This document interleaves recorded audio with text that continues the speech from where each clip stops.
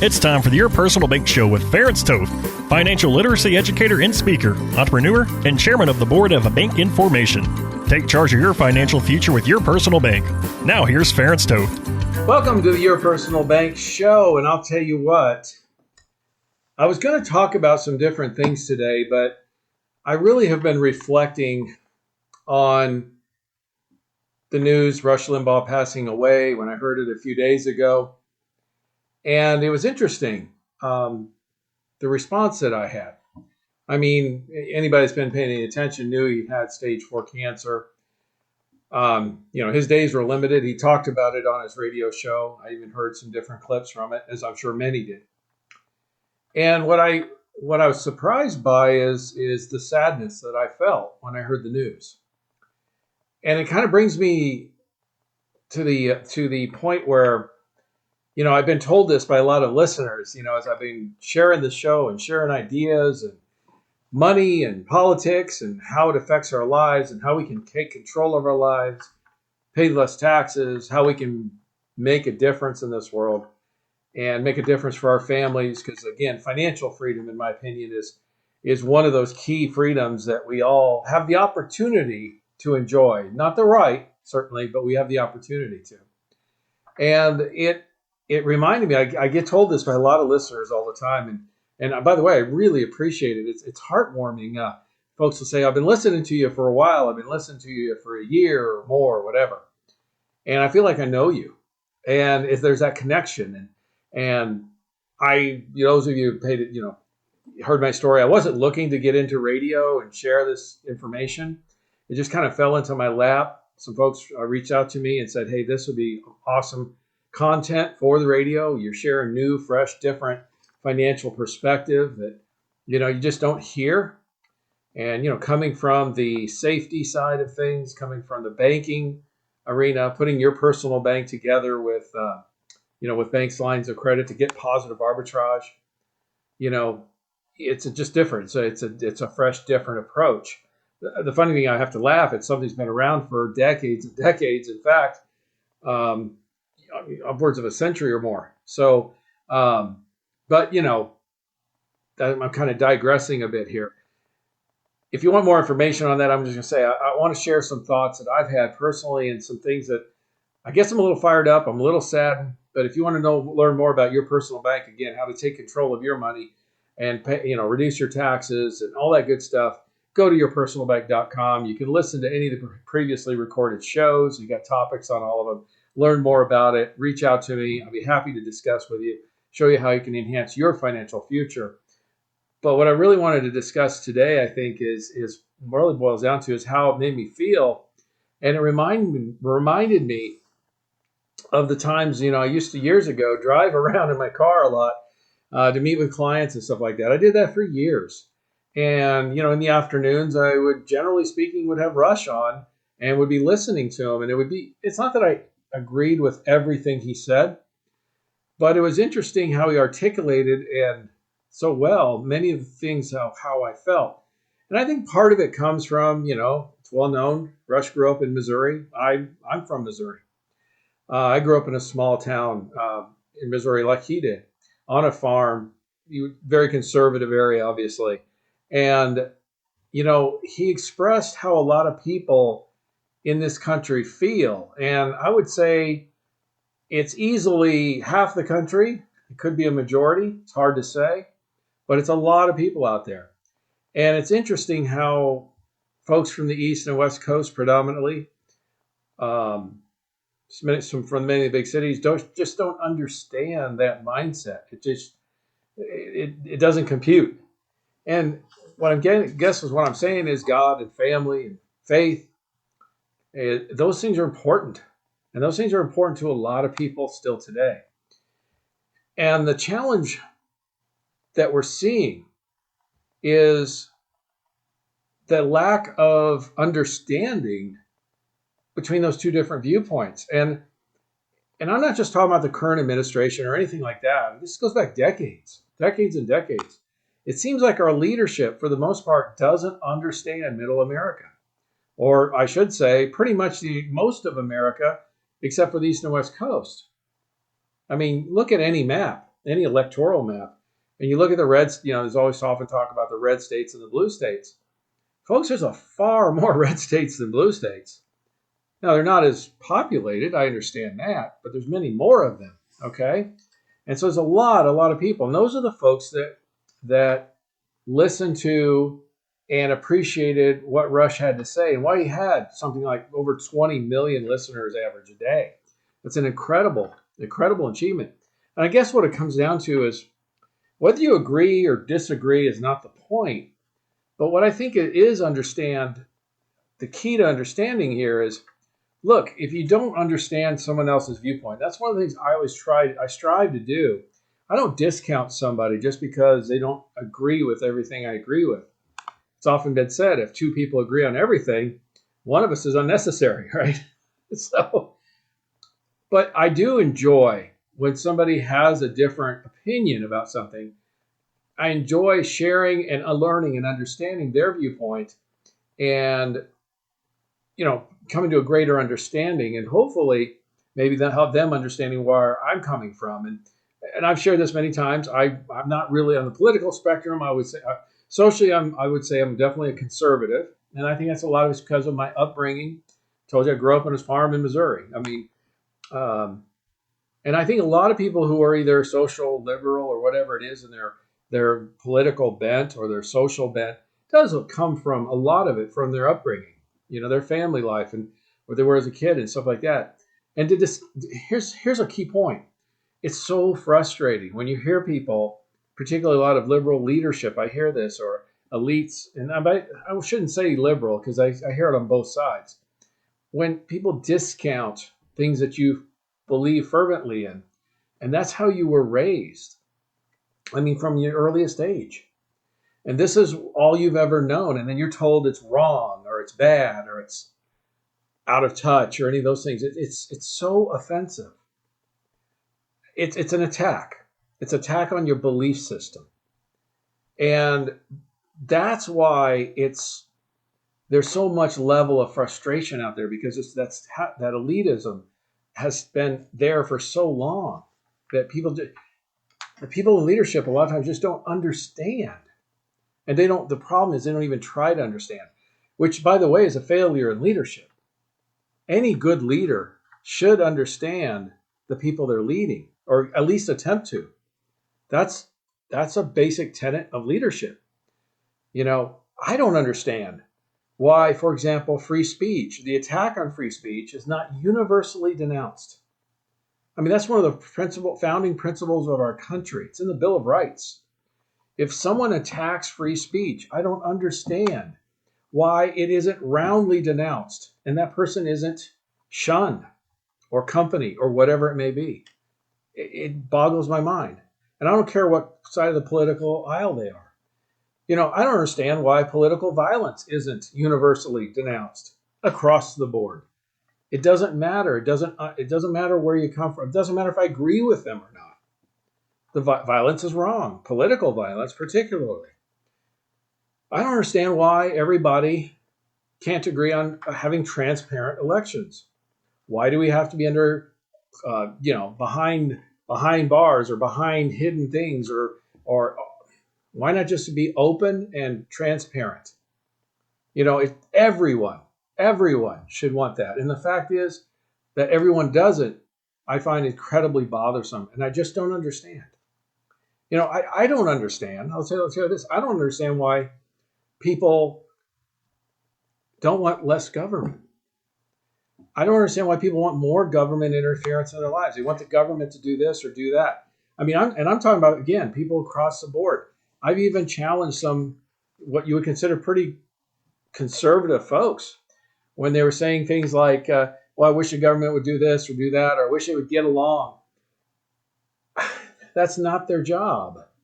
In fact, if you read the Founding Fathers, the Federalist Papers, and all those things, that was the very thing they feared, that government would do too much, and the majority would rule over the minority with an iron fist, or take advantage of them. They didn't.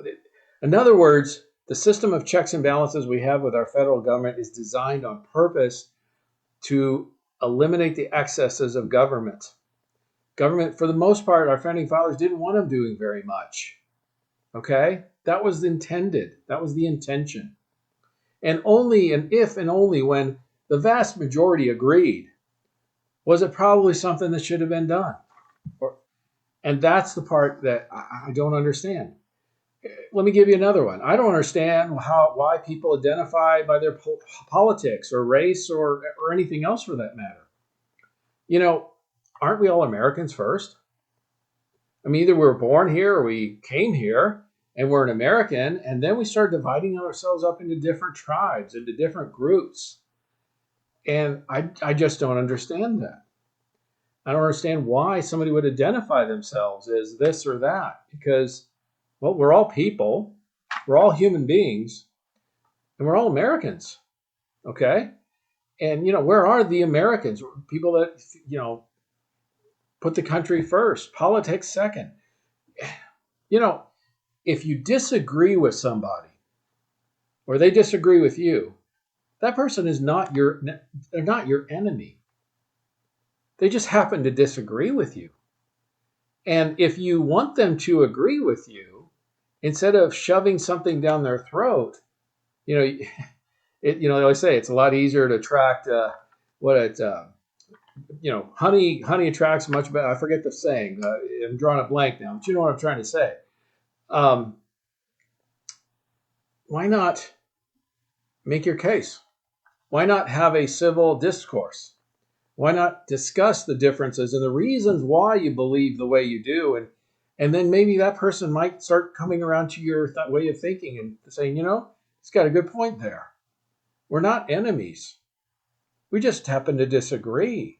We might be political opponents even, but we're not enemies.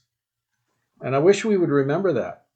And I guess I don't understand why so many people out there want to change one of the most successful and free societies in human history.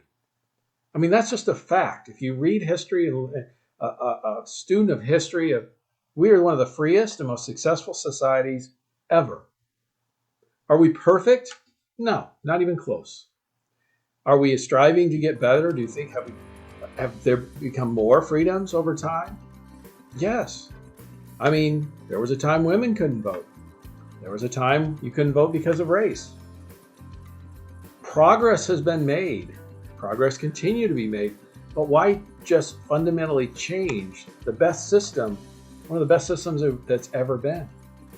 Stay tuned. I got a few more things I want to share on what I don't understand and how this affects you and your money. For more information on Your Personal Bank, feel free to contact Ference at yourpersonalbank.com.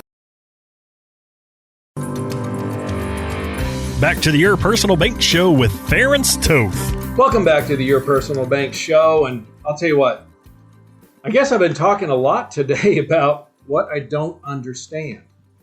And this was triggered by, well, after the death of Rush Limbaugh, the last few days or so, I've been thinking about a lot of the things that he said, the things he stood for, our country, where it's at, I guess what kind of country we want to live in, that type of thing. And I've been sharing a lot of things I don't understand. And I'll explain how this affects our money and all that kind of stuff in a bit. But I want you to understand this. I grew up in Missouri myself on a small farm, like I said. So I understand where, like Rush grew up. Somebody once said, even though he became very successful, he never left his Missouri small town. And I understand that. I'm a socially conservative person, and I know a lot of that comes from my upbringing, my family life, and the social environment I was in as a kid growing up. And it's something I'm not ashamed of. In fact, I'm something I look fondly upon. I had a pretty good childhood. It wasn't perfect. I mean, we had some hardships. Don't get me wrong. We were not privileged by any means. In fact, tell you a little bit more personally, my dad died in a drowning accident, when I was 7 years old. I was the oldest of three kids. My mom was a school teacher, and she was a full-time mom at the time when my dad died. He was an acoustical engineer, so he would have been upper middle class.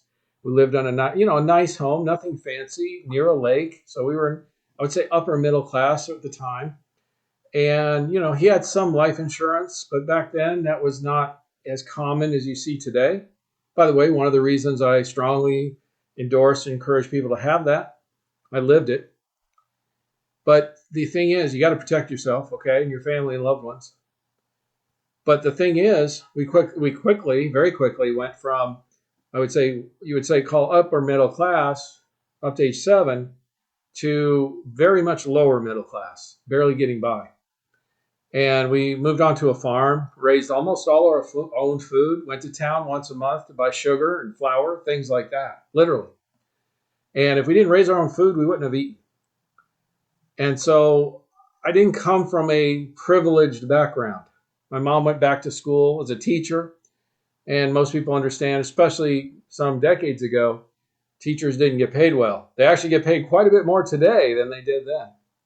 And in fact, she started as a substitute teacher for a while, for a few years, because she'd been out of teaching for so many years having children. So try living on a substitute teacher salary. We did. We didn't have any extras. But the community, there was people that helped us. Not so much with money all the time, but various things. There was some moral support. Helped us on the farm at times with the animals. Different things that we needed at times. Because, again, it was my mom and I was the oldest. I was 7. Wasn't only so much I could do. So I get hardship. I understand what it's like to grow up. I understand challenges. How's that?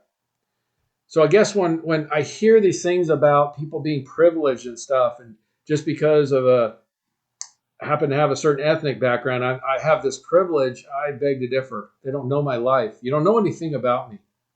And that offends me. I don't let it bother me, but I find it offensive.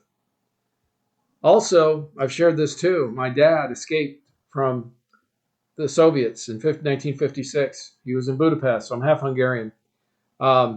He was a political refugee and started over.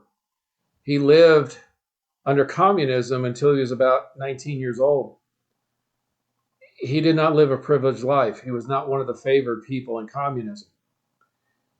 Folks, the stories that I heard from family, they're not good.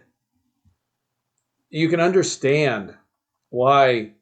Talk to any immigrant, somebody who's come from a repressive government, and they look at when people talk about the government doing more things, why they have a very strong aversion to that. It's understandable.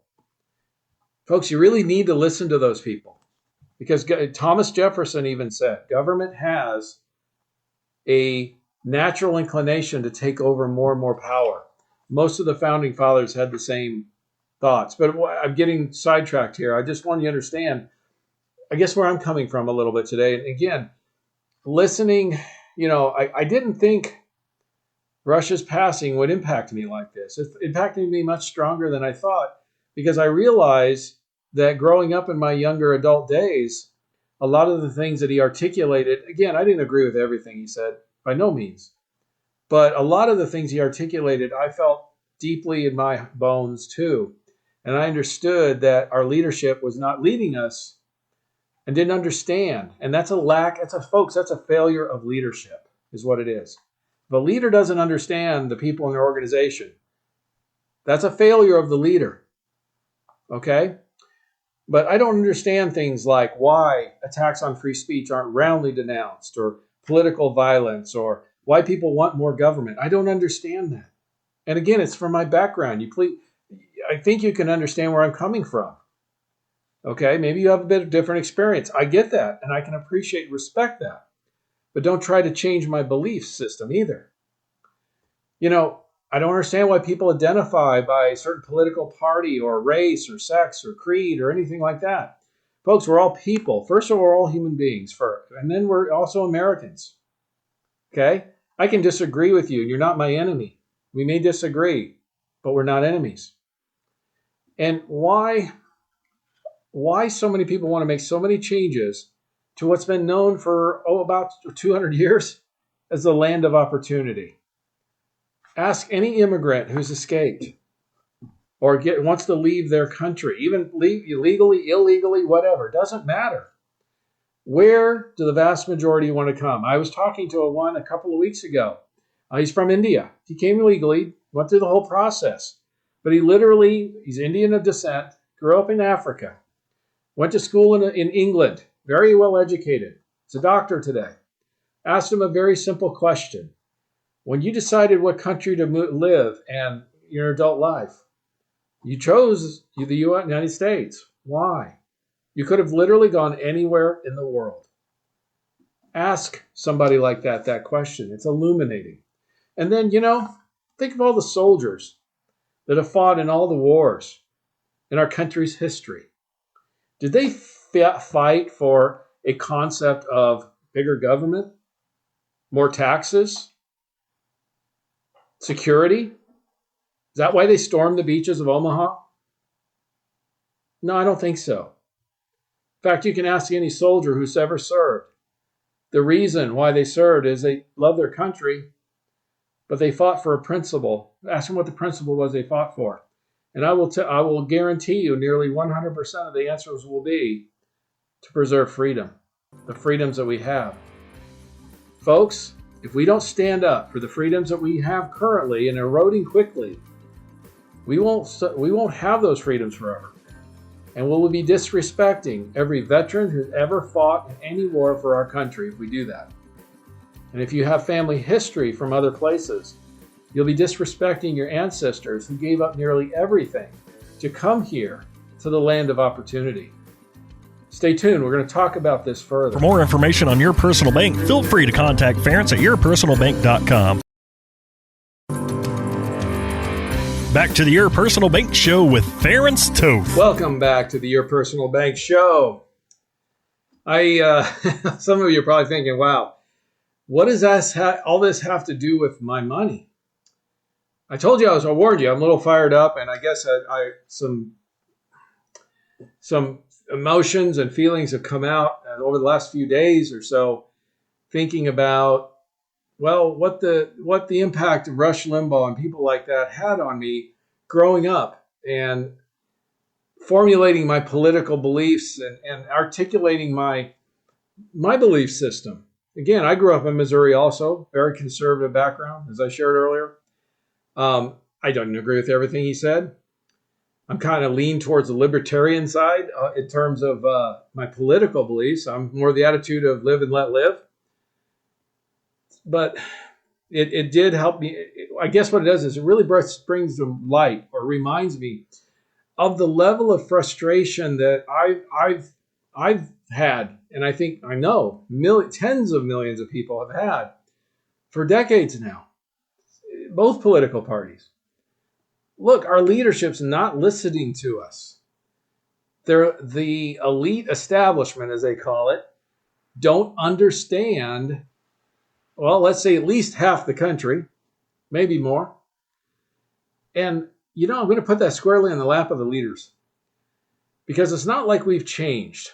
My thoughts, one thing, like Rush, don't like Rush, agree with him or otherwise. One thing I think nearly anyone could agree with is you knew where he stood, and he didn't deviate. He didn't change. And, I can say that myself. My feelings, my beliefs, this is the stuff I believed in growing up. It comes from family. It comes from all of those things. They haven't changed. And people are trying to impose a lot of changes or make us feel bad because we feel this way. I don't feel bad. In fact, I'm proud of many of things, and they're well thought out.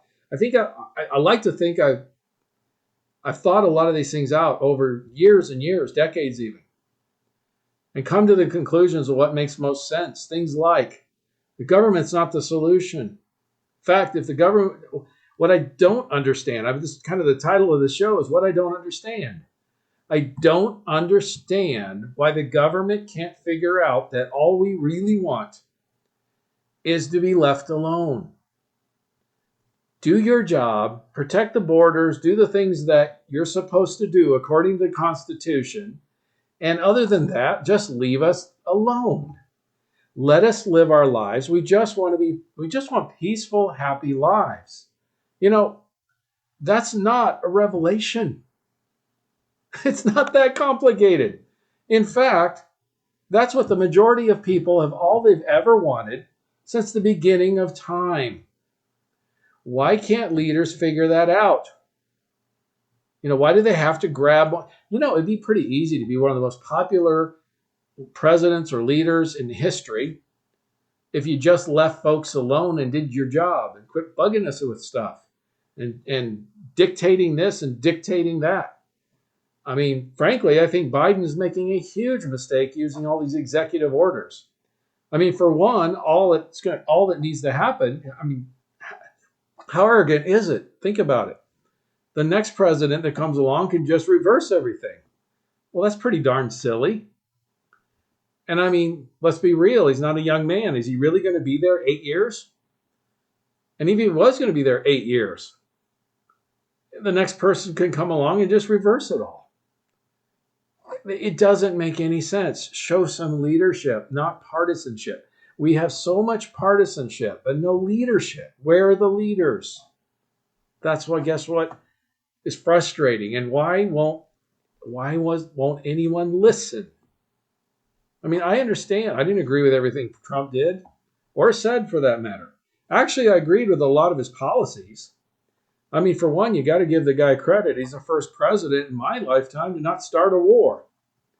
I think that's a big deal. It's also really a sad statement.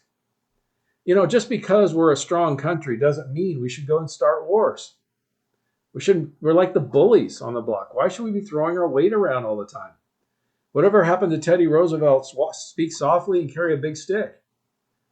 You don't have to throw your weight around to have influence all the time. I understand there's times it's necessary to use force, but I think we use it far, far too often. We rely on it far too much. And it was nice to have a president that actually showed some restraint in that area. I understand he didn't show restraint in other areas like his tweets. I get that. But if I was going to weigh the difference, which is more important, not starting a war or having an obnoxious tweet, I'll take the tweet any day of the week, even if I don't agree with it. That's the part that I don't understand. That's another thing I don't understand about people. It's like I always tell people, when it comes to financial stuff, I find folks a lot of times trip over pennies or trip over dollars to get to the pennies. You get tripped up on what a guy says on a tweet, for example. It's a great example. But don't look at the bigger picture that, look, he hasn't started any wars. And he had a Mideast peace agreement, which has been something folks have been wanting forever. Stay tuned. We're going to talk about more of this and how this affects your money. For more information on Your Personal Bank, feel free to contact Ference at yourpersonalbank.com. Back to the Your Personal Bank Show with Ference Toth. Welcome back to the Your Personal Bank Show. And I'll tell you what, I've been talking about a lot of stuff today that, well, on the surface doesn't seem it has anything to do with your money. But here's what I'm going to share with you now. I'm going to tie it all together. Folks, it has everything to do with your money. And here's why. You see, every time we give the government a power, we lose a right. I've been sharing this over and over again. Why is that important? Government doesn't innovate. Government doesn't have any money. They take money from people through taxes and then reallocate or spend it on things. But they don't innovate. And big corporations, by the way, tend to favor big government. And the reason is, quite simply, is government with government influence through legislation and various things, lobbying efforts, they can squeeze the competition, lessen the competition, or make it more difficult, give themselves competitive advantages. Well, when there's fewer companies, there's fewer innovations. In fact, most innovations don't come from large companies. We've seen it over and over again. It comes from the new upstart company that creates the next new thing, and then eventually can take over and even replace a well-established large company. We have a less vibrant economy. With fewer companies, we have less jobs. We have less competitive jobs. All right? The stock market is not as viable because there aren't as many companies. See, depending on how far you go down this path, I mean, think about this. What level of government control are you comfortable with? China's level of control? Western Europe? I mean, look at the Western European economies who have been primarily socialist for decades. What type of economies do they have? What kind of stock markets do they have? How competitive are they compared to the US? Let's just look at the results. Do people escape or go try to get to Europe? Yes, to some degree. When they have a preference, where do they want to go? The US, land of opportunity. There's more opportunity here than in Western Europe because of all the rules and regulations and limitations and taxes that Western Europe has. Folks, I'm half Hungarian. I have family in Europe still. I've spent some time there. It's a different mindset. It's a different perspective. Basically, the idea there is like I was talking to one gentleman, he paid 45% taxes. I told this story in a previous show. He shrugged. I said, wow, that seems high. And he just kind of shrugged his shoulders. He said, well, that's what everyone does. If you're comfortable with giving half your income to the government, then to get free health care, for example, okay. But understand what you're doing, because as my statement was, I asked him, well, what do you get for that? I know you get free health care, cradle to grave, all that stuff. You get free education, okay. What else do you get? And he thought a while. This was a smart guy. He was a manager of a large sales manager of an auto parts company in Austria. And he couldn't think of anything else. And here's the thing. You are placing your trust in the government to provide benefits for you. How many people think they're going to receive their full benefits from Social Security? I can't answer that one. But is Social Security, for example, fully solvent? And of course it's not. No one can. They're going to have to make some changes, or they put it. Here's the math. Forget the politics for a minute. Here's the math on Social Security. Here's some of your money. Here's stuff. Here's some of your retirement stuff and how government impacts that. If Social Security wants to balance its budget, it can do so immediately by offering 80% of the current benefit to everybody. So in other words, everybody gets a benefit now, and in the future, will get a 20% cut. How many people want to sign up for that? See, here's the problem. Most people don't want that, right? Some people are living off of it and they can't afford to. But if they don't make cuts to it or increase taxes or make some significant changes, the folks that get it later, the younger people now, are going to get less. And why? Again, another thing I don't understand. Why would you want to place your retirement or a portion of your retirement into somebody else's hands, like the government, a faceless, nameless entity that you don't know? See, I understand working with a financial advisor, for example, because it's somebody you meet, you get to know them, you develop a rapport, a level of trust there, and they have a level of expertise that you may not have. And that helps you make a better retirement plan. That makes sense to me. Now, if you feel comfortable doing it yourself and you've got some expertise and you have the time, that's okay too. In fact, one of the things I love about Your Personal Bank is it's so simple. I educate people on how it works, gain control of your money, guaranteed tax-free growth, all that good stuff, access to the money, positive arbitrage to the bank lines of credit, access, liquidity, control. The key is, folks, don't count on someone else. It's you. It's your money. You take control of your money. And then if you want to do something with it, invest it, make more, or work with a financial advisor to do that or not. That's fine. or pay off some bills or purchase some items and get positive arbitrage on the money and reduce your taxes and all that good stuff. Awesome. What are you doing? You're giving yourself options. Here's another thing I don't understand. I see this all the time where people put most, if not all of their savings into traditional IRAs. I get that they're deferring taxes when they're putting it in, but what happens when you take it out? You're basically subject to whatever tax rates there are at that time. You're putting yourself in the position of being subject to the whims of Congress. And can you tell me what Congress is going to charge, what the tax rates are going to be 5 years from now, or 10 or 20 even? The answer is no. It's impossible. It's impossible to determine. Why would you put all of your eggs in one basket, so to speak? Why would you put most, if not all of your eggs in this tax deferred bucket? I'm not saying don't do it at all. I'm saying don't do all of it in there, or the vast majority, which I see far too often. Why put all your eggs in this tax bucket, or this bucket's going to be taxed in the future? Well, I save some taxes now. Okay, I get that. But what are you really doing? You're kicking the can down the road, aren't you? Isn't that what our government's famous for? Kicking the can down the road, then the problem becomes bigger, and only deal with it when it's a crisis. Because frankly, we have partisans and not leaders, for the most part.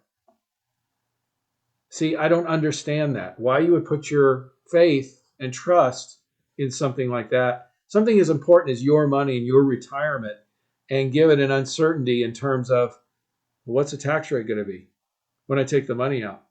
It can make a huge impact, right? I guess what I'm saying is I don't understand a lot of things. Why people do or think or act or seem to want a lot of things that I hear that they want. And the reason I guess I don't understand that is, well, I didn't grow up that way. That wasn't my experience. That's not been my experience. But I guess another reason why I don't understand all that is, I've traveled a good part of this country. I've spoken to a lot of folks about financial literacy and taking control of their money in your personal bank and gaining positive arbitrage and getting away from the system and creating yourself options. Let some money grow tax-free because, hey, guess what? If tax rates increase in the future and you have a portion of your money in tax-free bucket, it doesn't matter, does it? It gives you options. In fact, one of my favorite books is called The Power of Zero by David McKnight. It's funny, every time I recommend this book all the time. I have nothing to do with it. You can get it anywhere. My point is, when people read the book and then they'll reach out to me and say, I need to talk to you. I didn't think I had a problem until I read that book. And the premise of the book's simple. If they double tax rates in the future, which can happen, I want you to understand, it's happened before. If they double tax rates in the future, well, 2 times 0 is still 0, isn't it? So it doesn't matter, is my point. Excellent book to read, The Power of Zero by David McKnight. But I don't understand. I don't understand why a lot of people seem to want to change so many things about our country that have been working. I do understand changing things that are not working. And if there's a disadvantage somewhere or whatever, I understand wanting to make impacts in those areas. Opportunity zones, for example, I've worked with that with our bank and things like that. Those are great to help areas that have been economically distressed. I understand those things. But I don't understand this focus on so many things that are unimportant, frankly. I'll give you one more. And this one it blew me away because I'm an entrepreneur. I'm a business owner. I've shared this often before. I've owned 4 businesses. I'm in the process of working on trying to start a bank, which would be a 5th. I have had some dealings with the SBA as an entrepreneur, and many of my clients have. And the express purpose of the Small Business Administration is supposed to be to assist small business. And recently, a question was asked, this was just very recent, to the current, she's the spokesperson for Biden. What is the Biden administration doing for small business? And this was a recorded segment, so it wasn't an off-the-cuff thing. This was something she prepared. And her first response to that? Her first response was, well, Joe appointed a female head of the Small Business Administration. Now, she responded like that was supposed to be an answer. I want you to understand, I'm an entrepreneur and a business owner myself. I don't give a flying flip whether the head of the Small Business Administration is male, female, or what color their skin is. It doesn't matter. It shouldn't matter to any business person. And someone in Washington thinking that's even important just gives you an idea of how out of touch our leadership is. No business person should give a flip, should care one iota about the sex or color of the person in charge of the SBA. The response should be, we put somebody who's well qualified. The discussion should all be about the qualifications of the person, regardless of what they look like or how they were born. Who cares? Okay? I don't care. As a business person, I don't care. What I care about is what are they going to be able to do? Now, as a libertarian, I don't think there should be an SBA. Okay? Let's be real. But if there's going to be one, then by gosh, let's make it the best possible. Here's a wild thought. What about putting somebody in charge who actually started or owned a business and actually was successful at it? Do you think that person might be a little more qualified in learning how to help their constituents, which would be small business owners? See, nobody ever thought about that. And it's such a common sense solution. And it's so frustrating because it's so simple. Yet no one seems to go there. They have other agendas, other things they want to accomplish that frankly have no bearing or merit, or it just doesn't matter. It should not have even been discussed. And the fact that it was her first response tells you where they're coming from. Stay tuned, as always, to the Your Personal Bank Show.